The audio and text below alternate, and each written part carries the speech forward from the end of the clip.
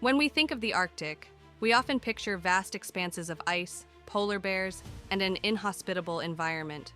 But in recent years, this image has drastically changed. The melting of Arctic ice doesn't just reveal a new landscape. It opens up a geopolitical battleground where the strategic interests of the United States are at stake. Global warming is transforming the Arctic, where there was once impenetrable ice. New maritime routes like the Northern Sea Route have emerged, cutting travel time between Asia and Europe.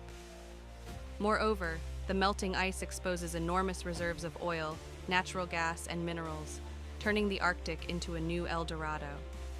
But with these opportunities comes competition for who will control these resources. The geography of the Arctic is not just about ice and sea. It dictates military and commercial strategies. Control over narrow passages like the Bering Strait becomes crucial. For the U.S., ensuring free access to these routes is vital for our security and economy. But geography also creates conflict points, where every piece of land or sea can be contested. To understand the current geopolitics of the Arctic, we must look back. During the Cold War, the Arctic was a theater of espionage and tension between the U.S. and the USSR. Today, these historical dynamics shape territorial claims and the ongoing militarization of the region, reminding us that history shapes the present.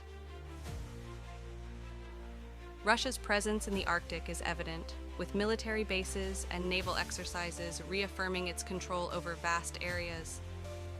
China, on the other hand, declares itself a near-Arctic state, seeking influence through investments and partnerships. Meanwhile, the U.S., with strategic interests at play, strengthens its defense and diplomacy. Every move by these geopolitical giants in the Arctic has direct implications for U.S. sovereignty and security.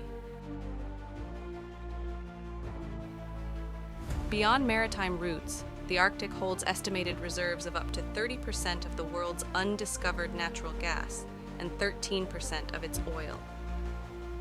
The struggle for these resources is not just economic, it's about power. Which nations will control these resources?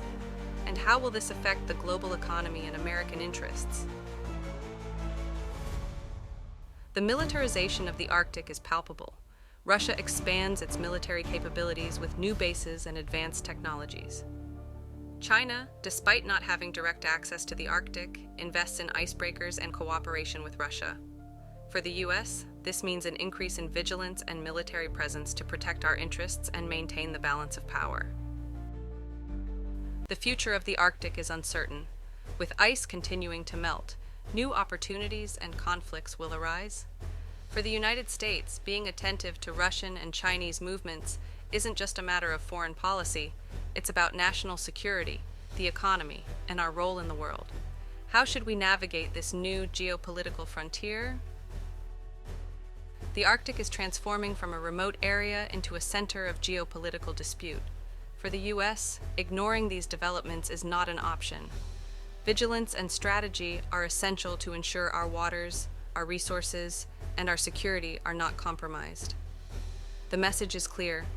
The United States needs to be alert and active in the Arctic, for our future and that of our generations.